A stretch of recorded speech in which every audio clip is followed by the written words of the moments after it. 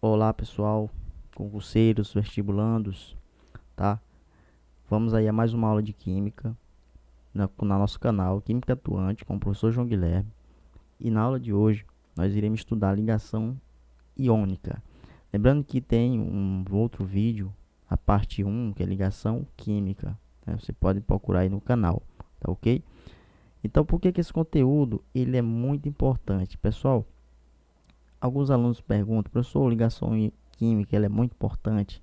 Gente, ligação química, todos os editais caem em ligação química, tá? Então, a ligação química ela é a raiz da química, certo? Então, você tem que ir preparado para esperar uma questão lá na sua prova. E aí nós iremos nos preparar aqui nessa aula, tá ok? Então, nós iremos ter ligação iônica, uma aula sobre esse conteúdo, ligação covalente, ligação covalente dativa e ligação metálica, tá ok? Então vamos lá, vamos ver aqui alguns conceitos, certo? Então a ligação iônica ela ocorre pela atração, tá? De que? De cátions e ânions. Para quem não lembra, cátions são aqueles átomos que perdem elétrons, tá? Então eles adquirem uma carga positiva e ânions são aqueles átomos que têm tendência em ganhar elétrons e adquirem carga negativa. Nós iremos ver isso aí melhor quando a gente for ver a tabela periódica, tá? Então, que se formam por transferência de elétrons, né? Então, o que vai sair da eletrosfera vai ser os elétrons dos átomos, tá certo? Principalmente os elétrons que estão na camada de valência. Então, fiquem espertos com isso aí. Nós iremos ver com mais detalhe. Então aqui eu coloquei algumas propriedades importantes. Por que você colocou isso aí, professor? Porque, pessoal, às vezes as questões elas vêm teóricas, tá? Então é importante vocês estejam preparados tanto para questões teóricas como questões que envolvam desenho de estrutura, tá? De moléculas, enfim. Então vamos ver aqui algumas propriedades importantes que vocês têm que ir para a prova de vocês. Então, a primeira, na ligação iônica, né, a maioria são os compostos iônicos, tá? Na verdade. E o que seriam esses compostos iônicos? Na verdade, eles são sólidos, né? São sólidos em condições ambientes. Então, você tem aqui, por exemplo, o cristal do cloreto de sódio. O cloreto de sódio é o sal de cozinha, né? É o sal de cozinha. E aí você tem alguns átomos aqui nos vértices, né? Nos vértices, certo? E alguns nas arestas. Aqui também, né? Ó. Nos vértices, nas arestas, certo?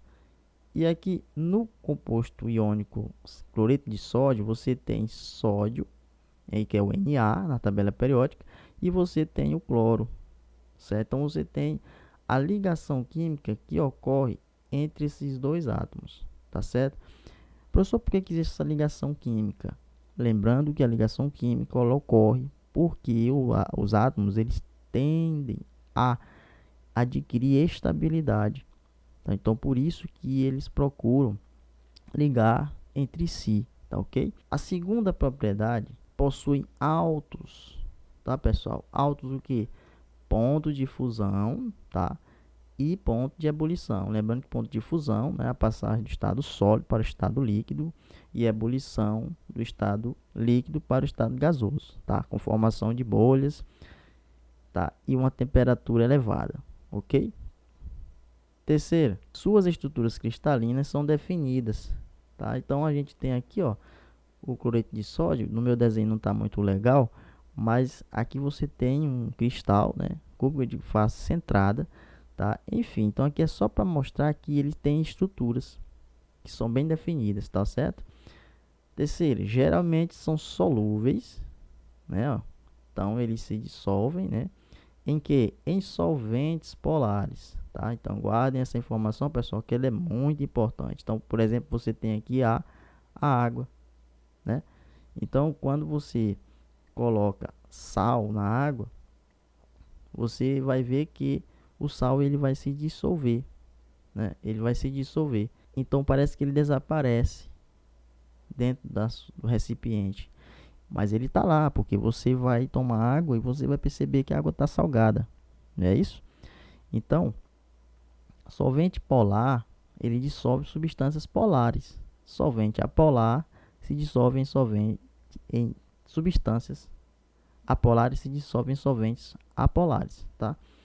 Outra informação muito importante: conduzem corrente elétrica quando fundidos, né? Ó, quando ocorre o processo de fusão, certo? Ou em solução aquosa, tá certo? Então, quando eu pego os cloreto de sódio, coloco ele na água, essa ligação química ela é rompida, e quando ela se rompe, você vai ter dentro da solução átomos de sódio e átomos de cloro no recipiente. E como esse aqui vira íons, então os íons eles são os responsáveis por conduzir corrente elétrica, tá certo? Beleza? Maravilha, né? Então tá tudo ok por aqui, certo? Agora nós vamos ver a parte prática da ligação química. Quando eu falo prática é porque a gente já vai formar os compostos, né? O principal objetivo da ligação química é esse. Então você tem aqui, ó, vamos logo partir aqui do princípio, né, da tabela periódica. Vou desenhar aqui a tabela periódica, né, onde nós temos aí as colunas mais altas, tá? Que são essas colunas aqui, ó, que pertencem à família 1A, a família 2A, e aqui você tem da 3A até a 8A. Não é isso? Ou eu posso também chamar isso aqui de grupo.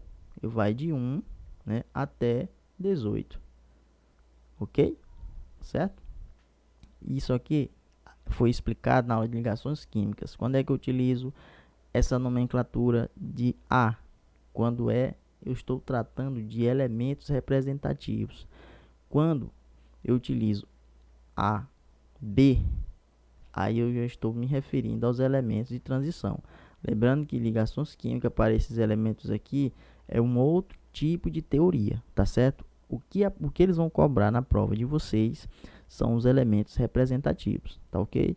Só se você for fazer provas como ITA, IME, que aí já são conteúdos bem mais aprofundados, e aí você tem que se preocupar com essa região aqui, ó, tá? Com ligações químicas que envolvem esses átomos aí, ok? Então vamos lá, pessoal. Então aqui a família tem a ver com a camada de valência. Por exemplo, se eu tenho um átomo aqui nessa família, na família 1A, isso significa dizer que ele tem um elétron na camada de valência. Se eu tenho um elemento químico na família 2A, significa dizer que tem dois elétrons na camada de valência, tá?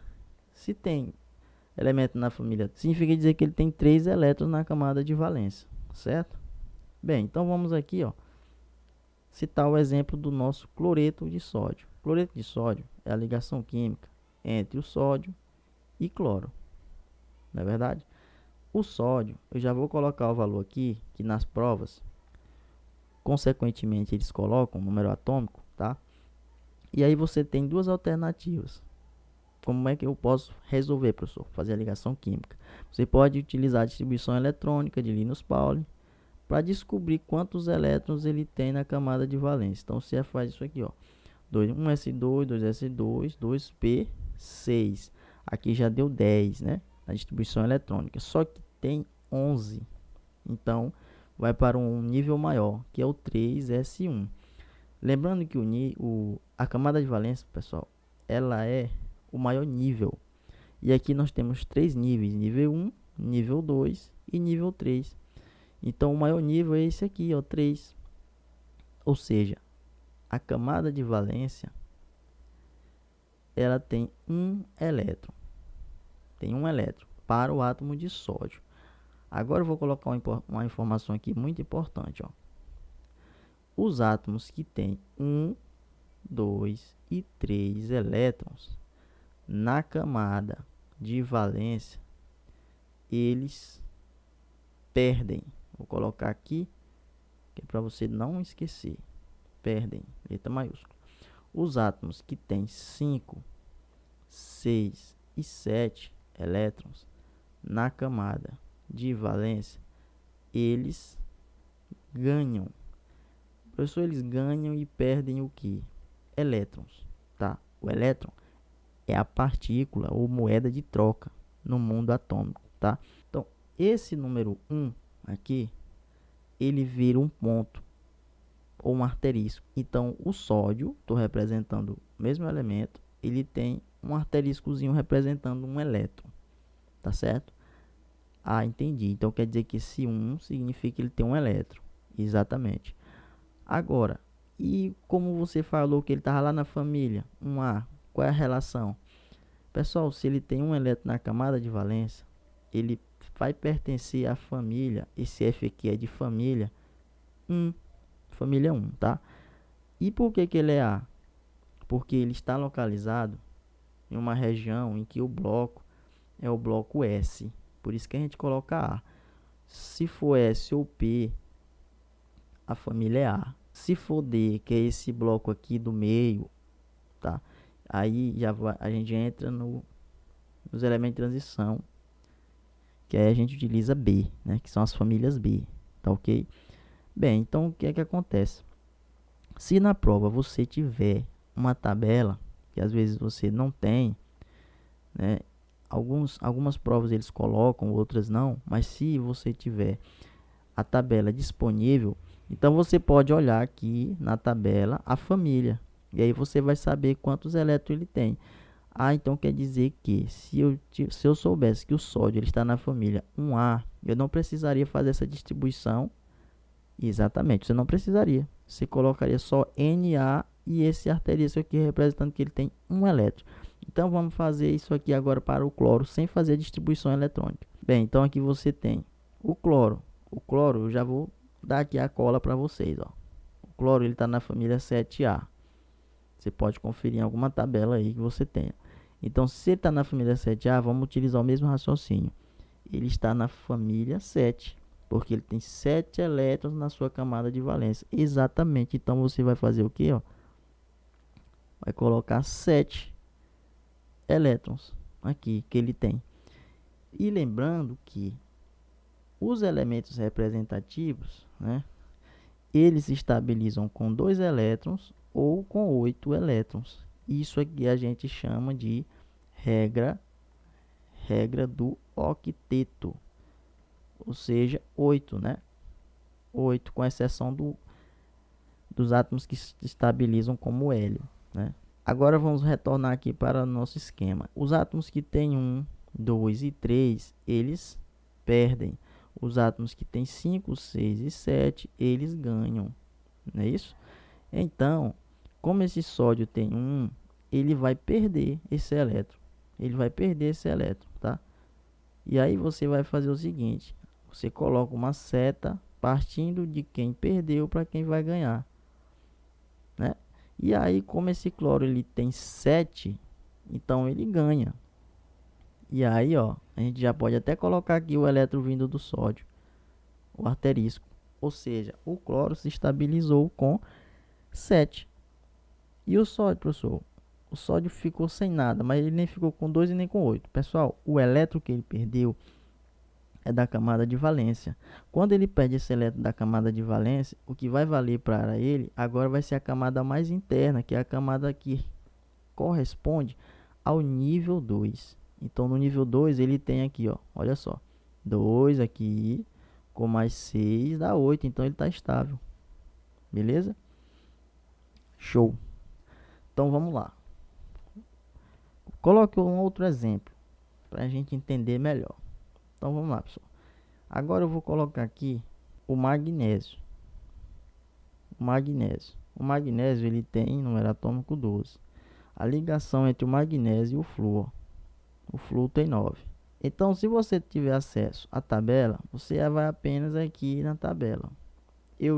Como eu já sei que o magnésio está na família 2A, professor, como é que você sabe que ele está na família 2A? Porque a gente vai fazendo questões, assim como vocês vão fazendo questões, vão se acostumando com os elementos, principalmente os elementos representativos, que são os mais comuns, e aí você vai memorizando com o tempo. Se você não lembra, aí você faz a distribuição eletrônica e sempre pega a camada de valência, porque a camada de valência é a camada que faz a ligação química, tá certo? Então, eu já sei que o magnésio ele é da família 2A. E o flúor, ele é da família 7A. Ele está acima do cloro, né? Então vamos transformar isso aqui, ó, em elétrons. Então magnésio, ele está da família 2A, então ele vai ter dois asteriscos aqui, ó.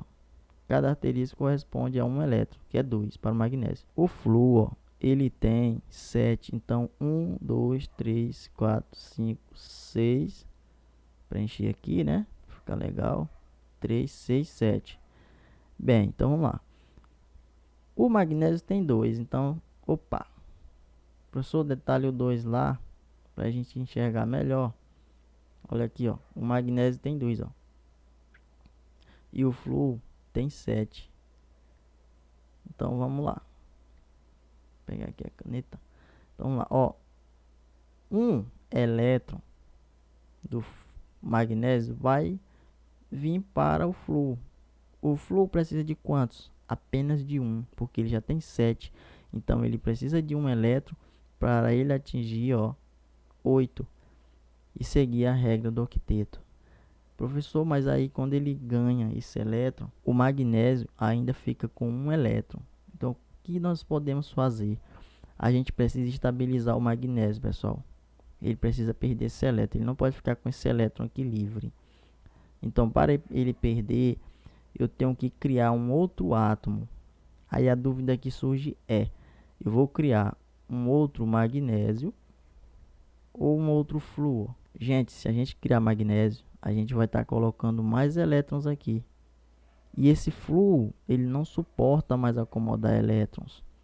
Então, a gente tem que criar flúor, tá? Entendeu? A gente tem que criar flúor, que é para gerar espaço para receber elétrons, tá certo?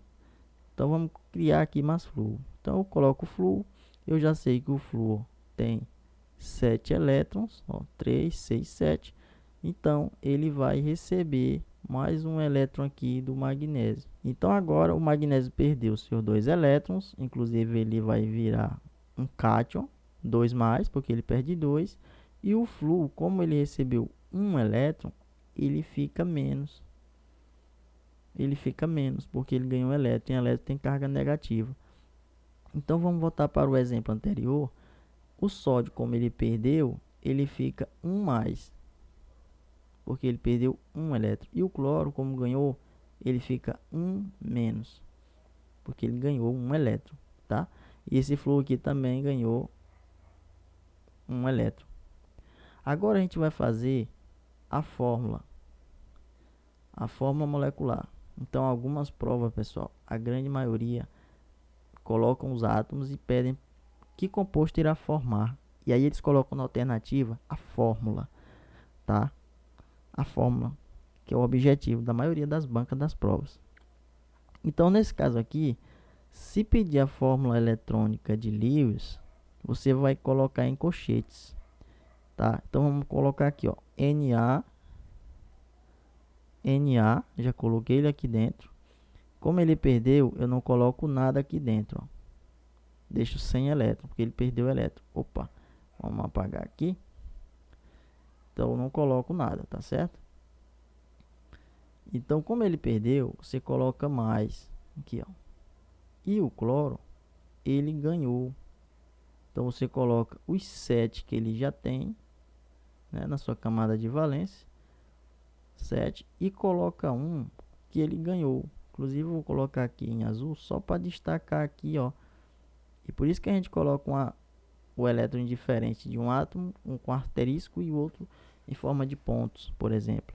Que é para a gente diferenciar os elétrons, tá certo? E aqui agora eu vou fechar, né? E colocar um sinal de menos, porque ele ganhou só um elétrons, tá ok? Essa fórmula aqui é a fórmula eletrônica, ela não é tão comum cair nas provas, tá certo? Aqui mais cai é a fórmula molecular. A fórmula molecular você não precisa colocar colchete, nem colocar a carga, né, que é esse mais ou esse menos, indicando ganha ou perda. E você não precisa colocar esses pontinhos representando os elétrons. Você vai apenas colocar a fórmula. Então vai ficar assim, ó, NaCl. Aí você já coloca eles juntos, porque eles formaram o composto, tá certo? Professor, e quando é que eles vão se separar? Eles vão se separar quando acontecer alguma daquelas propriedades, um processo de fusão. Aí a gente separa os átomos, eles voltam a virar íons novamente, tá?